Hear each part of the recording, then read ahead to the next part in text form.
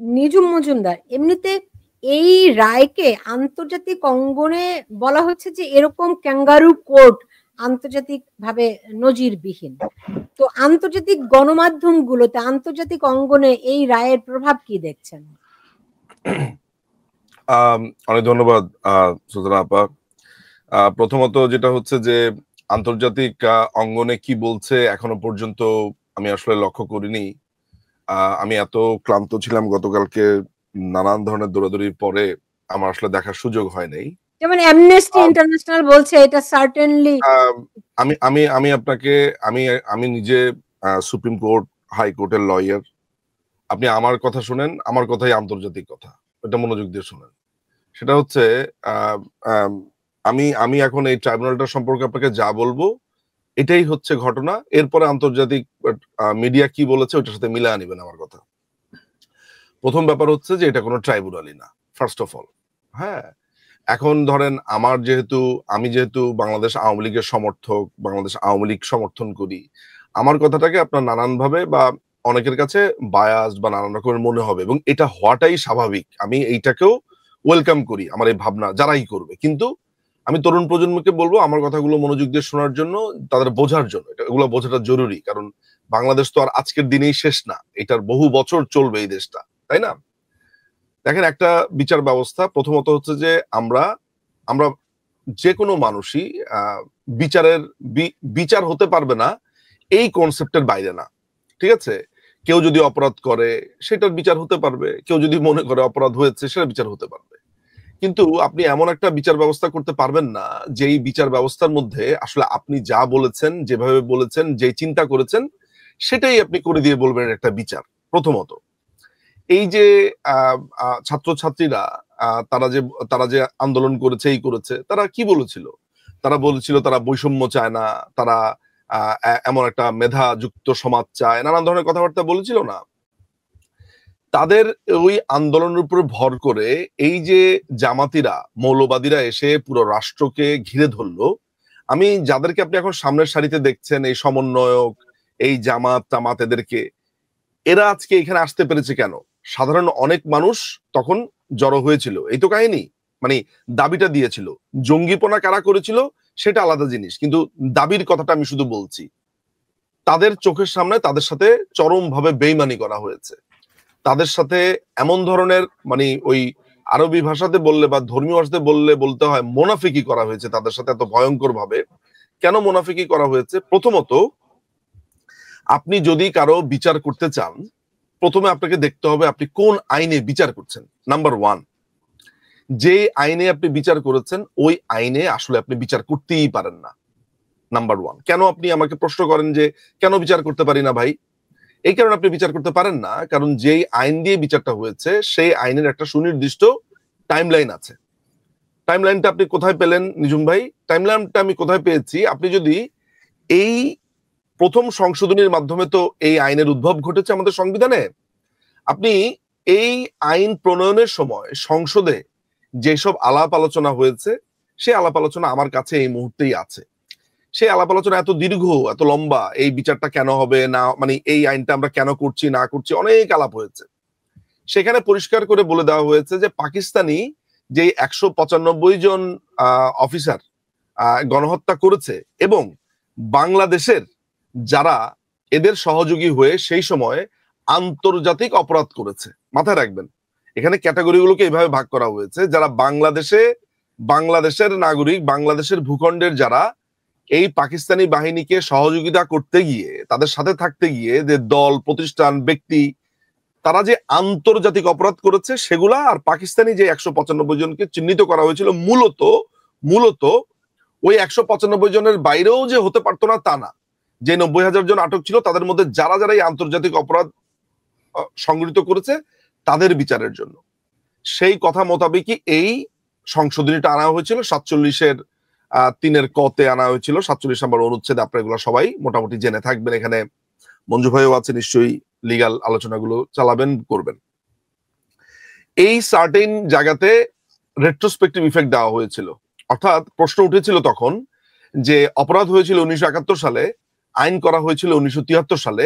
এইটা আমাদের সংবিধানের মৌলিক যেই ভাবনা মৌলিক ভাবনার সাথে যায়, অর্থাৎ আপনার রেট্রোস্পেকটিভ ইফেক্ট হবে না। আরেকটু বুঝা বলি, তাহলে আইনের ছাত্ররা আরো ভালোভাবে বুঝবে।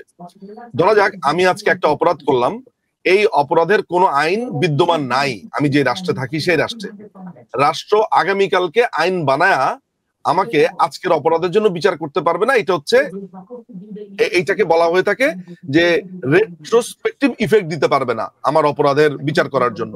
কিন্তু আমাদের ক্ষেত্রে এটা হয়েছে। কেন হয়েছে? এটা নিয়ে জামাতিরা রিট পিটিশন করেছিল আপনার যখন বিচার শুরু হয়েছিল।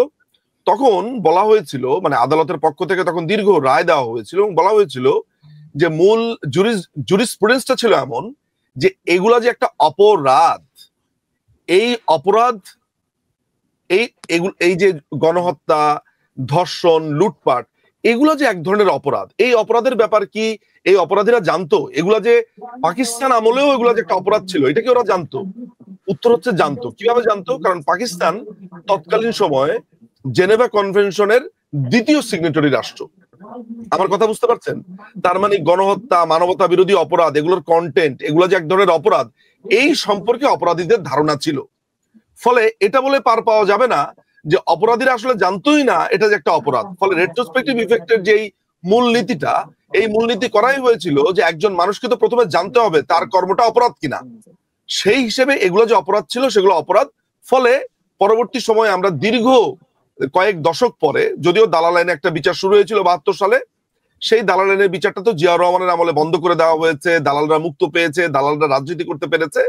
বঙ্গবন্ধু কন্যা জননেত্রী শেখ হাসিনা, বাংলাদেশ আওয়ামী লীগ যখন আমরা ক্ষমতাতে ফিরলাম, জনগণের কাছে আমাদের ওয়াদাই ছিল যে আমরা 71-এর যুদ্ধপরাধীদের, যদিও এটাকে যুদ্ধপরাধীর বিচার বলা হয়, সঠিক টার্মটা হবে 71-এ আন্তর্জাতিক অপরাধ সমূহের বিচার আমরা করব।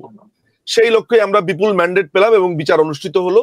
এবং এই জামাতিরা দীর্ঘ বছর ধরে এই অপরাধীরা বলল যে এই বিচার আন্তর্জাতিক না, এই আইনটা চেঞ্জ করতে হবে, এই আইনটা খুবই খারাপ, না ব্লা ব্লা ব্লা, আপনারা সব জানেন। ওই সময়ে যে লোকটা জামাতিদের আইনজীবী ছিল, সেই লোকটা এখন চিফ প্রসিকিউটর হয়েছে, তাজুল ইসলাম। এর মধ্যে অন ডিফারেন্ট নোট আমি একটা তথ্য আপনাদেরকে দিয়ে রাখি, তাজুল ইসলাম নিজেই কিন্তু একজন খুনের আসামি। 1998 সালে রাজশাহী ইউনিভার্সিটিতে পড়াকালীন সময় সে ছিল জামাতের সিরাজুস সালেহীন একটা সদস্য। সিরাজুস সালেহীন হচ্ছে জামাতের একটা ডু অর ডাই টিম আছে। ওরা অস্ত্রে সজ্জিত থাকে, যে কোনো ধরনের, ওদের সংখ্যা খুব বেশি না, কিন্তু এরা হচ্ছে যে কোনো ধরনের বড় ধরনের গ্যাঞ্জামের সময় ওরা হয় নিজেরা মরবে নইলে কাউকে মারবে, এই ধরনের ইতে সজ্জিত থাকে। তাজুল ইসলাম ছিল সেই গ্রুপের সদস্য, শিবির থেকে সে রিক্রুট হয়েছিল। আমাকে তারই এক বড় ভাই, রাজশাহী ইউনিভার্সিটির বড় ভাই, পরিষ্কার করে তার ইতিহাস আমাকে বলেছে। তাজুলের উত্থান, তাজুলের শিবিরে যাওয়া, তাজুল কি করতো না করতো, ক্যাডার ভিত্তিক রাজনীতি। 1998 সালে তার একটা মার্ডার কেস, আমরা সেই মার্ডার কেসের তথ্য খুঁজছি, এগুলো হয়তো বা অচিরেই সামনে আনবো। কিন্তু এইটা বাদ দিয়ে আপনাকে শুধু এতটুকু বলে রাখি যে এই তাজুল ইসলাম এখন চিফ প্রসিকিউটর হয়েছে। প্রথমে আমি কি বললাম? আইনের আমি একটা বললাম যে এই আইনে বিচার হতেই পারে না, নাম্বার 1। এবার আমি এসেছি কনফ্লিক্ট অফ ইন্টারেস্টে। যেই লোকটি ডিফেন্সের লয়ার ছিল তাজুল ইসলাম, সেই লোকটি চিফ প্রসিকিউটর হতে পারে না। পৃথিবীর ইতিহাসে যদি একটি সভ্য দেশ হয়ে থাকে, তাহলে এই একটি ঘটনা কোন দেশের লিগাল সিস্টেম সেটা মেনে নিত না।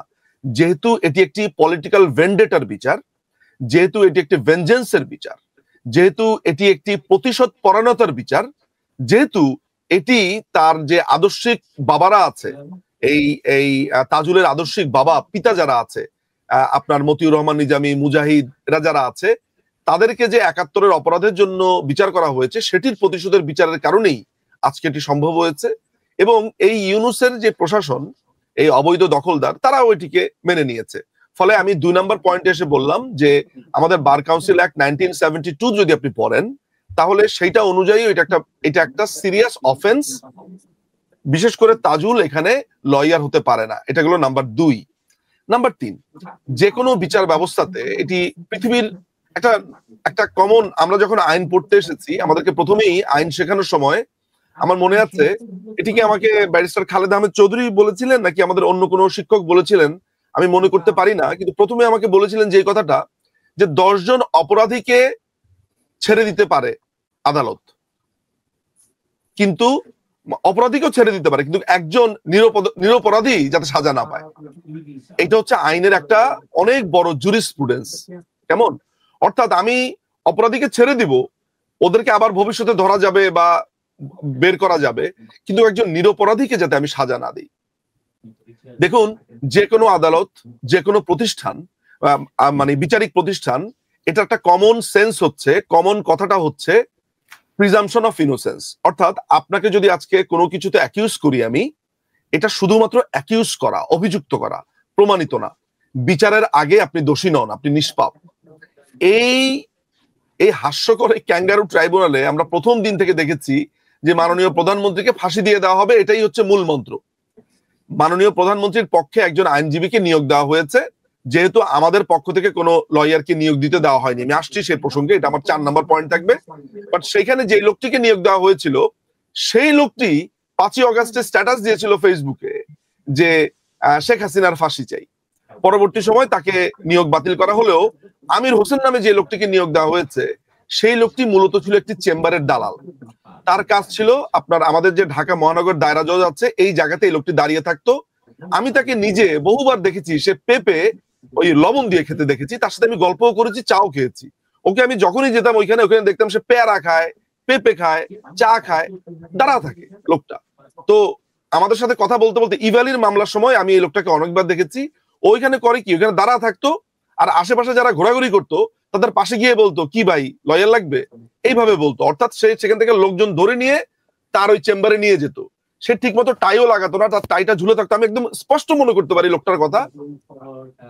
লোকটা আপনার পাশে দিয়ে যে আমরা তারপরে পেয়ারা এগুলো খেত। আমরা ওইখানে ইভালির মামলার সময় মাঝে মধ্যে আমরা ওইখানে দাঁড়া থাকতাম, তো আমাদের ওই লোকজন আসতো।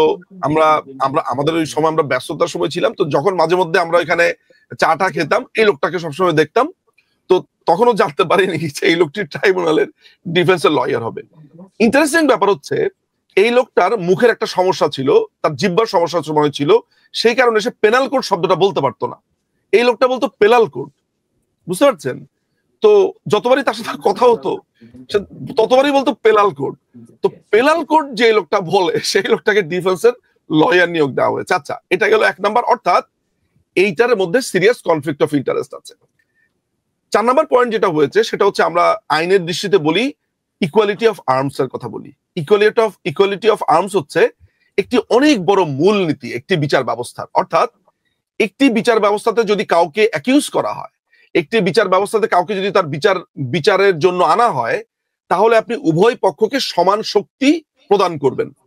অর্থাৎ তিনি তার আইনজীবী নিয়োগ করতে পারবেন, এটা বেসিক প্রিন্সিপল। তিনি তার কথা বলতে পারবেন, তিনি তার সাক্ষী আনতে পারবেন, তিনি তার প্রমাণ উপস্থাপন করতে পারবেন। যদিও onus is on the shoulder of the প্রসিকিউশনকে প্রমাণ করতে হবে, যদিও ডিফেন্সের এই দায় কোনোভাবেই নাই এগুলা প্রমাণ করার, তারপরেও ডিফেন্স তার সাফাই সাক্ষী আনতে পারবে, প্রমাণ আনতে পারবে, তার পছন্দ মতো লয়ার নিয়োগ দিতে পারবেন, এভরিথিং। আপনি সেটা করতে দিলেন না। আমরা শেষ মুহূর্তে দেখলাম যে জেডাই খান পান্না, তিনি আইনজীবী হতে চেয়েছেন, সেখানে বিচারকরা বলছে যে এটা তো ট্রেন পার হয়ে গিয়েছে, অর্থাৎ আপনি লয়ার নিয়োগ দিতে দিবেন না। তো আপনি একটি বিচার ব্যবস্থার মধ্যে, আমি বাদই দিলাম যে বিচার আপনি করতে পারেন কিনা এই আইনে, আপনি সেই বিচারের আপনি আমাকে আইনজীবী নিয়োগ দিতে যাচ্ছে না, তাহলে আমার পক্ষে কথা বলবে কে? 5 নাম্বার হচ্ছে বায়াস বিচার ব্যবস্থা। যে লোকগুলোকে বিচারপতি হিসেবে নিয়োগ দিয়েছে, আইনগত ভাবে তাদেরকে বিচারপতি আপনি নিয়োগ দিতে পারেনই না। এই ব্যাপারটা অত্যন্ত ভালোভাবে এক্সপ্লেন করতে পারবে আমাদের মঞ্জু ভাই। উনার এই ব্যাপারে একটা সম্যক নলেজ আছে। আমার কিছু ইনফরমেশন এখানে ঘাটতি আছে, ফলে আমি ভালোভাবে এই তথ্যটা দিতে পারবো না। এটা মঞ্জু ভাই দিবে, মঞ্জু ভাইয়ের উপর আমি ছেড়ে দিলাম। তো মঞ্জু ভাই এটা নিশ্চয়ই বলবেন, কিন্তু এটা আপনি মাথায় রাখেন যে এই বিচার ব্যবস্থাতে, অর্থাৎ এই যে ক্যাঙ্গারু ট্রাইব্যুনালটা হয়েছে, এটার প্রসিকিউশন তার প্রথম সাবমিশনে, অর্থাৎ প্রথম যে ওপেনিং স্টেটমেন্ট, সেখানে তাজুল বলেছিল যে এটি শুধু একটি প্রতিশোধেরই বিচার নয়, এটি ন্যায় বিচার ও প্রতিষ্ঠার বিচার। অর্থাৎ এটি প্রথমত প্রতিশোধের বিচার, তারপরে ন্যায় বিচার। অর্থাৎ প্রথম দিকেই আপনি বলেই দিয়েছেন যে এটি প্রতিশোধের বিচার। এবার আমি আমার সর্বশেষ পয়েন্টটাতে আসি। সর্বশেষ পয়েন্টটাতে হচ্ছে যে এখানকার যে বিচারের যে প্রসিডিউরাল যে স্ট্যান্ডার্ড, এইটা তো মানে এগুলো তো মেনটেন, মানে আমি আসলে একটা বিচার ব্যবস্থা যদি ঠিকঠাক মতো হতো, তখন তার প্রসিডিউরাল স্ট্যান্ডার্ড, রীতিনীতি এগুলো নিয়ে কথা বলার স্টেজে থাকতো। এইখানে অনেকটা আমাদের ঢাকার ভাষাতে বলে উঠছেরি তোর বিয়া, হ্যাঁ ধরলাম বিচার করলাম, সেখানে আপনি আসলে স্ট্যান্ডার্ড নিয়ে আলোচনা সাজে না। তারপরেও বলি, বাংলাদেশের ইতিহাসে এই প্রথমবারের মতো আমরা দেখতে পেলাম হুমায়ুন আহমেদের উপন্যাস নিয়ে এসে মাননীয় প্রধানমন্ত্রীর অপরাধ প্রমাণ করবার চেষ্টা করছে। টঙ্গীর এক মোজাম্মেলের কাহিনী নিয়ে এসে প্রধানমন্ত্রীর অপরাধ প্রমাণ করার চেষ্টা করা হচ্ছে, যেটা আমরা নিজের চোখে এগুলা দেখেছি। এই হচ্ছে এই পুরো ট্রাইব্যুনালের অবস্থা। তো এখন আপনি আমাকে যে প্রশ্নটা করেছেন যে ইন্টারন্যাশনাল অর্গানাইজেশন গুলো কিভাবে দেখছে না দেখছে, আমি আপনাকে যখন বলেছি যে আমার কথাই ইন্টারন্যাশনাল, আমার কথাটাকে আপনাকে অহংকার মনে হতে পারে, অহমিকা মধ্যে মনে হতে পারে, আমাকে আপনার স্নবিশ মধ্যে মনে হতে পারে, আমাকে মনে হতে পারে যে আমার কথার মধ্যে এমন এক ধরনের অপ্রতিরোধ্য টোন আছে যেটি অনেকের ভালো নাও লাগতে পারে। কেন বলেছি এবার নিশ্চয়ই আপনি হারে হারে বুঝতে পেরেছেন যে এই যদি হয় একটা ট্রাইব্যুনালের অবস্থা, তাহলে এই ট্রাইব্যুনাল নিয়ে পৃথিবীর যে যা লেখুক তাতে আমার কিছুই আসে যায় না আসলে। এই হচ্ছে আপনার প্রশ্নের উত্তর।